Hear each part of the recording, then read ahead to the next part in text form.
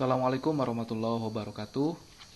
Alhamdulillah hari ini kita bisa kembali melaksanakan perkuliahan media pembelajaran IPA. Sebagaimana kita ketahui bahwa hari ini kita masuk ke pertemuan kedua dan minggu lalu kita sudah bersama-sama berdiskusi dan menyimak mengenai pengantar dari mata kuliah ini. Salah satu hal yang sudah kita sepakati diantaranya adalah bahwa dalam perkuliahan ini nanti akan dihasilkan sebuah produk berupa media pembelajaran IPA yang nanti bisa Anda gunakan ketika melaksanakan pembelajaran di kelas. Nah, untuk sampai pada kita bisa mengembangkan, memproduksi media pembelajaran tersebut, kita harus memahami dulu konsep-konsep dasar secara teoritis. Apa itu media pembelajaran IPA, bagaimana jenis-jenisnya, bagaimana tahap pengembangannya, bagaimana karakteristiknya, sampai pada bagaimana cara mengembangkan media pembelajaran. Nah, oleh karena itu, dari materi-materi yang akan disampaikan dalam beberapa pertemuan ke depan, kita akan banyak berdiskusi mengenai bagaimana teori-teori yang mendukung terhadap pengembangan produksi media pembelajaran IPA. Nah, pada hari ini sendiri kita akan membahas mengenai konsep dasar mengenai media pembelajaran IPA. Jadi pada pertemuan ini kita akan fokus dulu apa sih sebenarnya yang mendasari media pembelajaran pada pembelajaran IPA ini. Kemudian apa saja yang harus diperhatikan ketika kita akan merancang media pembelajaran IPA.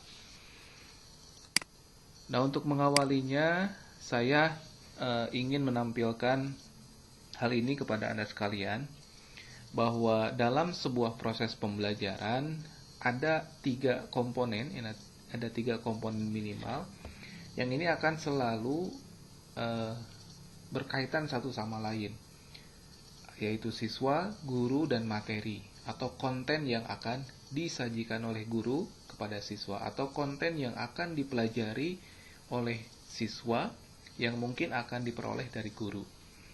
Nah, tentu saja ketiga hal ini saling berkaitan satu sama lain. Jadi tidak bisa dipisahkan antara siswa dengan guru, antara siswa dengan materi, antara guru dan materi.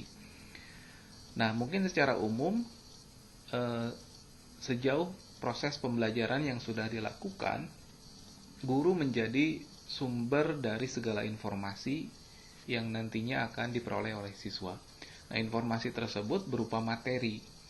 Nah, cara penyajian materi pun ini yang perlu kita renungi bersama, bahwa dalam penyajian materi ini tidak selalu guru menyampaikan kepada siswa secara langsung. Namun bisa juga menggunakan berbagai hal, misalnya media, bahan ajar, ataupun tools-tools yang lain. Nah, oleh karena itu, di sini saya ingin menampilkan bahwa peran media ini sangat penting gitu ya. Bahwa antara guru dan siswa mungkin terjadi gap. Ada penghalang. Nah, penghalang itu atau jarak itu bisa disambungkan dengan media.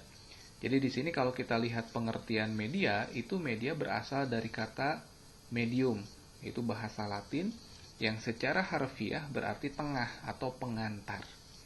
Jadi dari secara harfiah ini sudah jelas bahwa media ini bisa menjadi penghubung antara guru dan siswa. Bisa menjembatani antara guru dan siswa. Guru sebagai sumber informasi, siswa yang nanti akan mendapatkan informasi. Sebagai perantaranya maka ada media. Di sini juga disebutkan bahwa media adalah perantara atau pengantar pesan dari pengirim pesan kepada penerima pesan. Jadi di sini mempertegas tadi bahwa guru itu adalah pengantar pesan atau informasi. Sementara siswa adalah penerima pesan atau informasi. Informasi atau pesan dalam hal ini tentu saja berkaitan dengan konsep-konsep yang dipelajari. Ketika mempelajari IPA, maka pesan yang disampaikan guru adalah materi tentang IPA. Oke. Nah, tapi di sini yang perlu kita perhatikan adalah jangan sampai bahwa media yang kita gunakan itu hanya sebagai alat untuk transfer knowledge saja. Jadi alat yang digunakan untuk menyampaikan informasi dari guru kepada siswa. Tapi kita harus memperhatikan juga bahwa media ini harus dirancang untuk memfasilitasi berbagai kemampuan atau berbagai keterampilan pada diri siswa. Misalnya keterampilan berpikir kritis, kreatif, dan sebagainya, sehingga media ini perannya tidak hanya sebagai perantara informasi, tapi juga sebagai pengembang berbagai keterampilan pada diri siswa. Nah, bagaimana kita harus bisa mengembangkan media yang demikian? Nanti kita akan lihat bagaimana karakteristik materinya. Oke. Kemudian di sini juga saya ingin menyampaikan pengertian lain dari beberapa sitasi yang ada di berbagai sumber. Di sini disebutkan bahwa media pembelajaran yaitu alat yang mampu membantu proses belajar mengajar serta berfungsi untuk memperjelas makna pesan atau informasi yang disampaikan, sehingga dapat mencapai tujuan pembelajaran yang direncanakan. Nah, di sini juga penekanannya secara umum sama sebenarnya, bahwa media ini membantu bagaimana guru menyampaikan informasi atau pesan. Di sini ada kata-kata memperjelas. Jadi media ini diharapkan mampu memperjelas pesan atau informasi yang hendak diberikan dari guru kepada siswa. Kemudian ada pengertian lain, di sini juga disebutkan bahwa media pembelajaran merupakan segala sesuatu yang dapat menyalurkan informasi dari sumber informasi kepada penerima informasi. Secara umum sama ya dengan pengertian-pengertian tadi, bahwa media ini berfungsi menyalurkan informasi dari sumber informasi yaitu guru kepada penerima informasi yaitu siswa. Oke. Jadi dari beberapa pengertian ini sebenarnya kita sudah mendapat titik temunya ya, atau benang merahnya tentang media ini, bahwa media ini atau media pembelajaran ini merupakan sarana ataupun perantara yang memperjelas tadi penyampaian informasi dari guru kepada siswa. Oke, namun tadi kita harus memperhatikan juga bahwa dalam hal pengembangannya, dalam hal penggunaannya, diharapkan tidak hanya sebagai media untuk menyampaikan informasi dari guru kepada siswa, melainkan melalui media ini pun harus mampu mengembangkan berbagai keterampilan pada diri siswa. Keterampilan yang diperlukan pada abad ini. Misalnya keterampilan berpikir kritis, kreatif, kolaboratif, komunikatif, dan sebagainya. Itu pun harus bisa menjadi salah satu peran dari multimedia nanti atau media yang digunakan. Oke, jadi tidak hanya sebatas perantara informasi dari guru kepada siswa. Oke.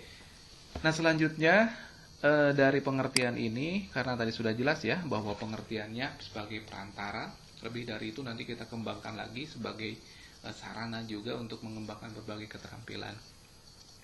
Nah, lalu bagaimana media dalam pembelajaran IPA? Nah, ini saya coba buat ilustrasi dari dua gambar ini, bahwa ketika kita mempelajari sains, maka sebenarnya objek utama yang sedang kita pelajari adalah fenomena alam. Fenomena alam yang mungkin setiap hari kita jumpai, yang mungkin setiap hari kita dapatkan gitu, yang mungkin setiap hari kita alami fenomena alam tersebut.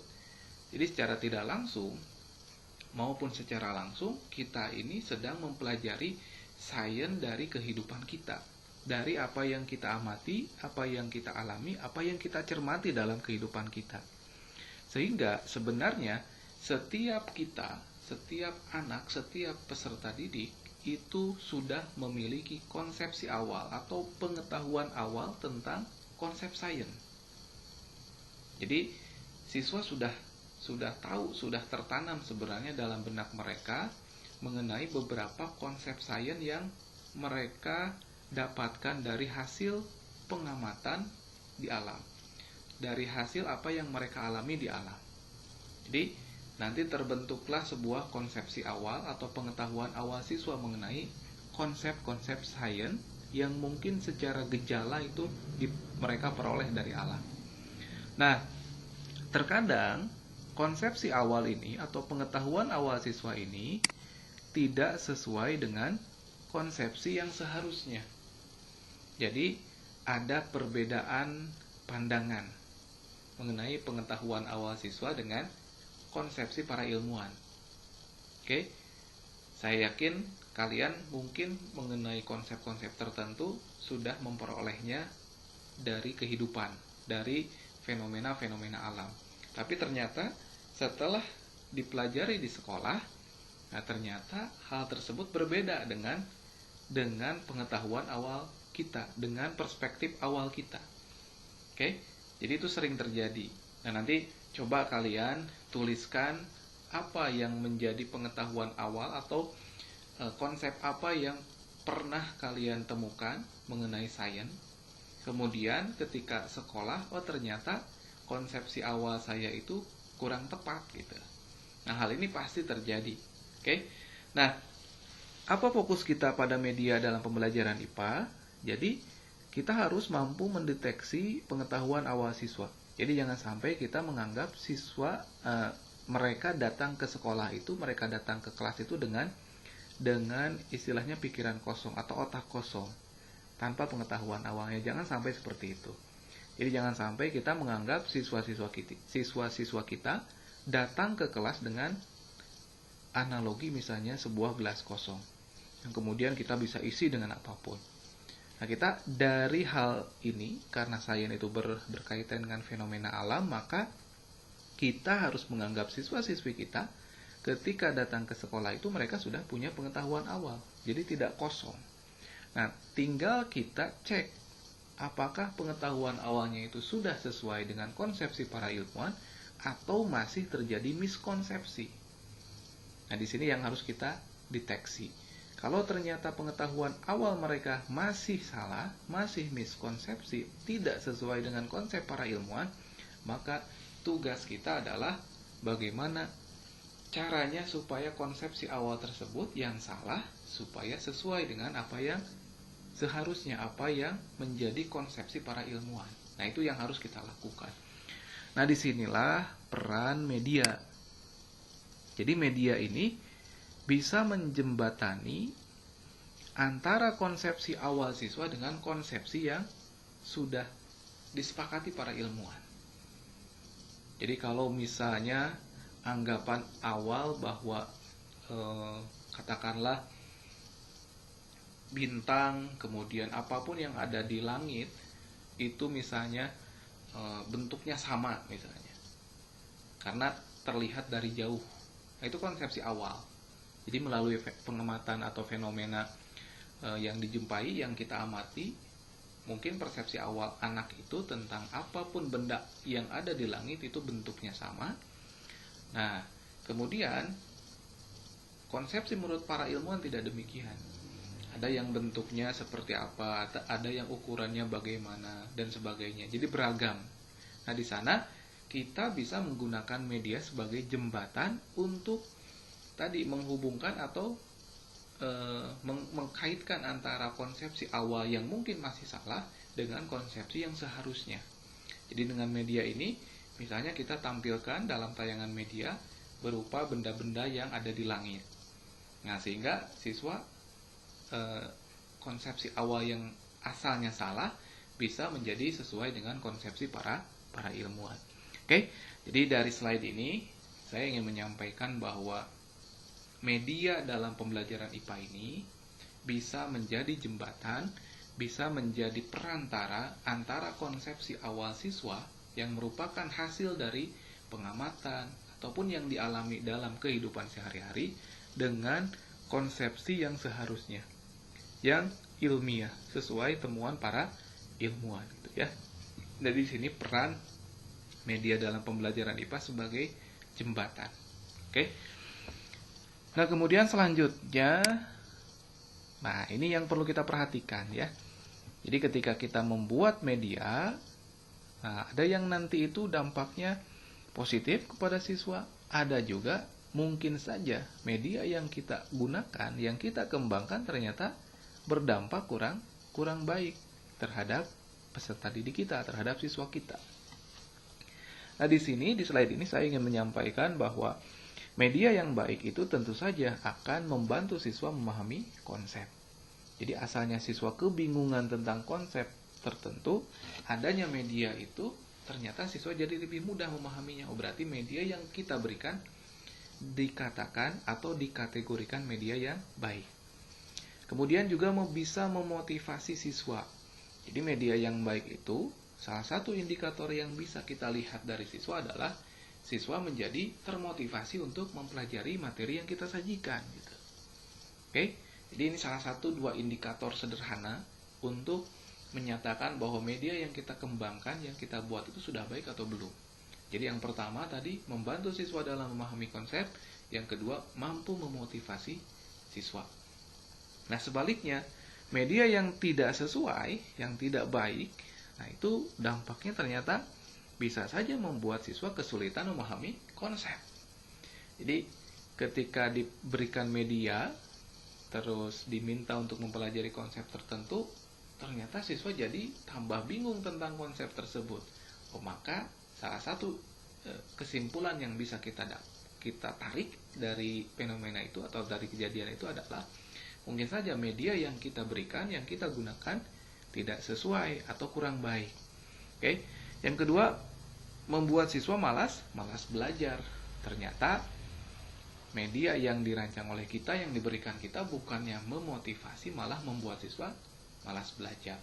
Saya yakin dua hal ini, dua fenomena ini, dua kejadian ini pernah terjadi, pernah kita alami ketika kita sekolah. Ada mungkin media yang membuat kita menjadi lebih mudah paham tentang konsep yang dipelajari. Ada media yang membuat kita menjadi tambah semangat, motivasi untuk belajar. Sebaliknya, ada juga media yang mungkin ketika diberikan itu, saya tambah bingung tentang materi itu. Akhirnya malas belajar materi itu. Oke, jadi di sini penting bagi kita, sebagai awalan dari mata kuliah ini, kita harus bisa mendeteksi mana media yang baik, mana yang media yang tidak sesuai. Oke, itu dua indikator sederhana tentang kualitas dari sebuah media. Nanti indikatornya banyak sekali untuk menilai media pembelajaran ini. Bisa dari berbagai aspek ya. Oke, nah selanjutnya, nah ini kaitan dengan bagaimana peran multimedia atau peran media dalam pembelajaran. Kalau tadi di slide sebelumnya kita bicara media yang baik, media yang tidak baik, bagaimana indikatornya, bagaimana tanggapan siswa. Nah, di sini ketika kita bicara tentang bagaimana peran media, bagaimana media ini dalam pembelajaran IPA, maka setidaknya di sini saya tuliskan ada tiga hal penting. Yang pertama tentu saja media pembelajaran IPA yang kita gunakan dalam pembelajaran itu harus, yang pertama, dari media tersebut siswa dapat memperoleh informasi. Jadi jangan sampai media yang digunakan tapi pesan atau informasinya tidak sampai ke siswa. Jadi minimal dari media itu siswa bisa mendapatkan informasi.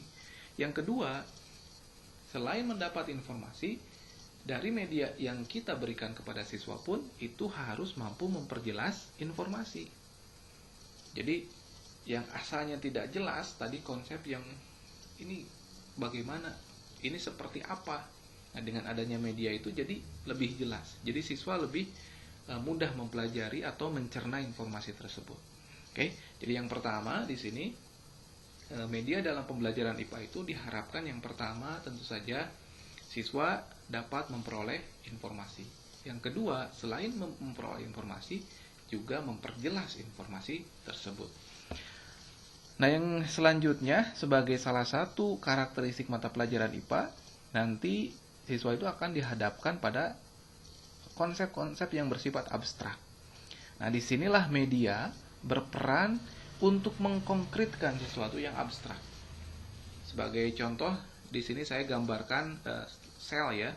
Sel ini mungkin sifatnya tidak bisa dilihat secara langsung bagaimana bagian-bagiannya. Jadi abstrak. Nah, peran media di sini adalah bagaimana mengkonkretkan yang abstrak tersebut. Jadi asalnya konsep tersebut mungkin samar-samar. Dengan adanya media ini jadi jelas. Ini jadi konkret. Sel itu seperti ini. Sama halnya dengan konsep yang lain, misalnya tentang bentuk molekul. Bentuk molekul H2O berbentuk huruf V. Itu kan sesuatu yang abstrak. Maka dikonkretkanlah dengan media. Bentuk molekul V ini seperti ini. Diperolehnya dari misalnya gaya tolak menolak antar pasangan elektron bebas dengan pasangan elektron ikat sehingga bentuknya V. Nah, itu membuat siswa menjadi tergambarkan hal-hal yang abstrak sebelumnya. Kemudian yang terakhir, menyederhanakan sesuatu yang kompleks. Nah, di sini media pun dalam pembelajaran IPA nanti akan dihadapkan pada materi-materi atau konsep-konsep yang kompleks. Seperti contoh di slide ini saya menggambarkan reaksi ini ya. Reaksi bom atom. Jadi ketika proses terjadinya bom atom itu kan sesuatu yang rumit gitu ya. Bagaimana prosesnya? Nah, dengan adanya media ini diharapkan bisa menyederhanakan apa yang terjadi pada proses bom atom tersebut. Kenapa bisa menghasilkan ledakan yang luar biasa gitu. Maka disederhanakanlah dengan media yang diberikan. Oke. Jadi di sini pada slide ini saya ingin memberikan gambaran bahwa kedudukan media dalam pembelajaran IPA itu tergantung dari karakteristik materi yang ingin kita sampaikan. Apakah memberikan informasi atau memperjelas informasi, mengkonkretkan sesuatu yang abstrak atau menyederhanakan sesuatu yang kompleks. Makanya ini akan sangat bergantung sekali terhadap karakteristik materi. Jadi kita nggak bisa asal memberi media pembelajaran. Selanjutnya terakhir, ini belum terakhir, kedua terakhir. Dalam penggunaan media pembelajaran, di sini ada beberapa catatan. Yang tadi saya sudah singgung tentang karakteristik materi ya. Jadi ketika kita akan menggunakan media pembelajaran, maka setidaknya di sini saya tuliskan ada 5 hal yang perlu diperhatikan. Yang pertama, tujuan pembelajaran. Nah, ini penting ya bagi kita untuk menurunkan dari tujuan pembelajaran ini jenis media yang akan kita kembangkan, yang akan kita gunakan, yang akan kita berikan dalam proses pembelajaran tersebut seperti apa. Jadi kita harus melihat tujuan pembelajarannya seperti apa. Jadi jangan sampai kita mengabaikan tujuan pembelajaran, kemudian kita asal mengambil media pembelajaran, kemudian kita berikan kepada siswa kita. Jadi jangan sampai seperti itu. Yang kedua, karakteristik materi. Saya rasa ini sudah tadi disinggung ya, bahwa karakteristik materi ini akan sangat menentukan media yang akan kita berikan, yang akan kita gunakan. Apakah akan menjelaskan sesuatu yang abstrak, menyederhanakan sesuatu yang kompleks, memberikan informasi atau memperjelas informasi. Jadi bergantung dari karakteristik materi. Yang ketiga yang menjadi hal yang harus kita perhatikan ketika menggunakan media itu tentunya adalah ketersediaan fasilitas.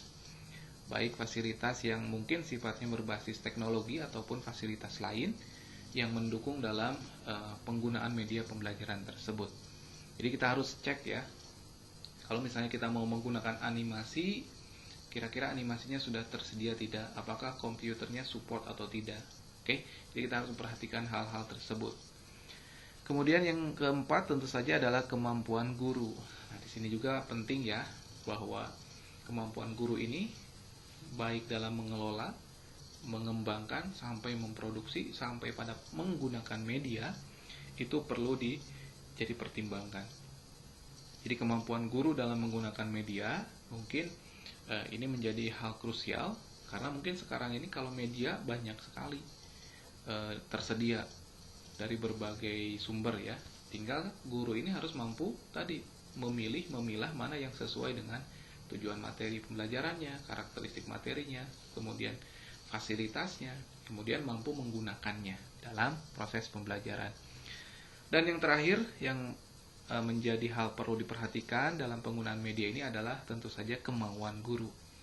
Ketika kemampuan sudah terpenuhi, jadi sudah mampu, kemudian sudah tersedia medianya, tapi tidak ada kemauan, itu juga menjadi hal yang hal yang perlu diperhatikan. Jadi harus ada kemauan juga dari guru untuk menggunakan media. Jadi tidak hanya terpaku pada proses pembelajaran dengan gaya ceramah saja, tapi ada kemauan untuk terus melakukan inovasi, terus melakukan perbaikan, terus melakukan pengembangan dalam proses pembelajaran dengan memanfaatkan berbagai media yang tersedia. Oke, jadi ini hal-hal yang perlu diperhatikan ketika kita menggunakan media pembelajaran. Terakhir, nah di sini saya sengaja menampilkan tentang kuadran setting belajar. Ini sangat relevan ya dengan kondisi sekarang. Jadi ada istilah PTMT, pembelajaran tatap muka terbatas, kemudian siswa juga ada proses pembelajaran di rumah, artinya PTMT hanya 2 jam, kemudian kegiatan lainnya dilakukan di luar sekolah. Nah ini kenapa saya tampilkan ini? Ini akan sangat berkaitan sekali dengan media yang digunakan. Misalnya untuk kuadran sinkron, nah, sinkron tuh ada 2 ya, ada sinkron langsung, ada sinkron maya. Jadi sinkron langsung itu adalah kegiatan tatap muka di kelas pada waktu yang sama, pada tempat yang sama. Oke, itu sinkron langsung. Guru dan siswa ada dalam kelas melaksanakan pembelajaran secara luring, itu adalah sinkron langsung. Sementara sinkron maya ya, yang sering kita lakukan, misalnya menggunakan Zoom Meeting, Google Meet, itu yang sering kita lakukan ketika PJJ ya, itu namanya sinkron maya. Nah, dari kuadran sinkron ini saja akan terjadi perbedaan media yang digunakan. Misalnya ketika sinkron langsung, media yang bisa kita gunakan banyak. Misalnya ada yang ada di sekitar kita, kemudian alat peraga dan sebagainya, itu kita bisa gunakan barang tersebut sebagai media pembelajaran. Berbeda ketika kita melaksanakan sinkron maya. Jadi apa yang tadi alat peraga yang kita gunakan di sinkron langsung itu agak kesulitan kalau digunakan untuk media pada sinkron maya. Jadi dari kuadran sinkron ini saja sudah berbeda. Media yang digunakan ketika tatap muka dan media yang digunakan ketika pembelajaran menggunakan Zoom Meeting ataupun Google Meet. Nah, di sini pesan yang ingin saya sampaikan adalah bahwa media pembelajaran ini harus sesuai juga dengan setting belajar yang kita gunakan atau setting belajar yang kita pilih. Jadi jangan sampai membawa alat peraga untuk kegiatan Zoom Meeting. Nanti tidak terlihat utuh misalnya alat yang kita tampilkan kepada siswa. Jadi mungkin ketika sinkron maya kita banyak menggunakan aplikasi-aplikasi yang berkaitan atau berhubungan dengan alat peraga tersebut yang sifatnya virtual seperti itu. Oke. Kemudian untuk setting kuadran atau setting belajar yang lainnya adalah asinkron mandiri dan asinkron kolaborasi. Ini juga medianya berbeda. Jadi ketika asinkron mandiri mungkin kita bisa memberikan video pembelajaran sehingga siswa menyimak. Tapi ketika asinkron kolaborasi harus ada kolaborasi antar siswa. Jadi tidak mungkin mereka diberikan video gitu ya. Nah, di sini misalnya kita menggunakan Google Slide dan sebagainya. Nah, itu salah satu tools untuk belajar ketika asinkron kolaborasi. Jadi kolaborasi itu dalam satu waktu ataupun dalam beberapa waktu siswa bisa saling berkolaborasi untuk saling melengkapi. Apakah itu laporan, PowerPoint dan sebagainya. Oke. Jadi ini kuadran setting belajar baik asinkron maupun sinkron ini akan sangat menentukan sekali media pembelajaran yang kita gunakan atau yang kita berikan kepada siswa. Sengaja ini saya tampilkan karena ini sangat relevan, sangat relate sekali dengan kondisi sekarang.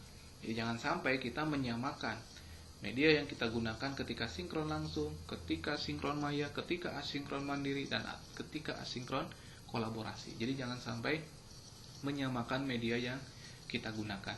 Semua setting belajar ini memiliki karakteristik yang berbeda satu sama lain, sehingga media yang kita berikan, yang kita gunakan pun perlu menyesuaikannya. Oke, mungkin seperti itu untuk pertemuan kali ini. Terima kasih sudah menyimak. Silahkan nanti ada beberapa bahan diskusi di bagian diskusi di LMS. Silahkan untuk dijawab, kemudian silahkan diposting pada LMS yang sudah tersedia. Mungkin itu dari saya. Terima kasih sudah menyimak. Saya akhiri dengan ucapan hamdalah. Alhamdulillahirabbil alamin. Assalamualaikum warahmatullahi wabarakatuh.